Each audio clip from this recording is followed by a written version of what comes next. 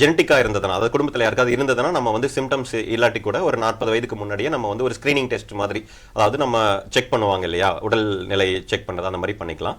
அப்படி இல்லாட்டி சிம்டம்ஸ் சொல்லுவோம். இப்போ காமனாக வர சிம்டம்ஸ் அப்படின்னு பார்த்தீங்கன்னா, வழக்கமாக வந்து எல்லாருக்குமே வந்து பவுல் மூமெண்ட்ஸ் அப்படின்னு சொல்லுவாங்க. அதாவது நம்ம மார்னிங் வந்து டெய்லி எழுந்த உடனே ஒரு முறை வந்து பாத்ரூம் போவாங்க, ஆக்சுவலாக மலம் கழிக்கிறது அந்த மாதிரி. அது இந்த குடல் கேன்சர் வந்தது அப்படின்னா வந்து அந்த ஃப்ரீக்வன்சி வந்து கொஞ்சம் மாறிடும். சில பேருக்கு வந்து 2 நாள் இல்லை 3 நாள் கழிச்சு போகலாம். சில பேருக்கு வந்து ஒரே நாளில் 4-5 டைம் போகலாம். ஸோ அல்டர்டு பவல் ஹேபிட்ஸ், நம்ம வந்து நார்மலாக போகிற அந்த ஃப்ரீக்வன்சியை இல்லாமல் அடிக்கடியோ இல்லாட்டி வந்து நாள் கழித்தோ போகிறதுக்கு பாசிபிலிட்டிஸ் இருக்குது. இன்னொன்று ரிப்பன் மாதிரி, அதாவது ரொம்ப மெல்லீஸான வரும் லெட்டின் போகிறப்போ. ஏன்னா நார்மலாக போகிறப்போ பார்க்குறத விடவும் வந்து ரொம்ப தின்னா, ஏன்னா அது வந்து அந்த கேன்சர் வந்து குடலை வந்து அடைச்சிடும்.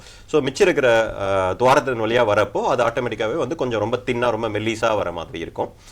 அது இல்லாமல் வந்து ப்ளீடிங், அதாவது நம்ம ஸ்டூல் பாஸ் பண்ணுறப்ப, லெட்டின் பாஸ் பண்ணுறப்ப அதன் கூட வந்து ரத்தம் வருது, அது ஒரு முக்கியமான அறிகுறி. ஸோ எப்போ எல்லாம் வந்து நீங்கள் ஸ்டூல் பாஸ் பண்ணுறப்ப, லெட்டின் பாஸ் பண்ணுறப்போ நீங்கள் வந்து பிளட்டை நோட் பண்ணுறீங்களோ அதில், அது வந்து ஒரு முக்கியமான அறிகுறி. அது நீங்கள் கண்டிப்பாக வந்து டாக்டரை போய் பார்க்கணும். இப்போ நிறைய டைம் வந்து வெஸ்டர்ன் டாய்லெட் நம்ம யூஸ் பண்ணுறதுனால பெரும்பாலான டைம் நம்ம அதை நோட்டீஸ் பண்ண மாட்டோம். அதில் இந்தியன் டைப் டாய்லெட் யூஸ் பண்ணுறதுல அது ஒரு அட்வான்டேஜ். ஒன்று வந்து அது ரொம்ப நல்லது, உட்காந்து நம்ம கால் அண்டு தசை எலும்புகளுக்கெல்லாம் நல்லது. இன்னொன்று வந்து இதை நம்ம நோட்டீஸ் பண்ண முடியும்.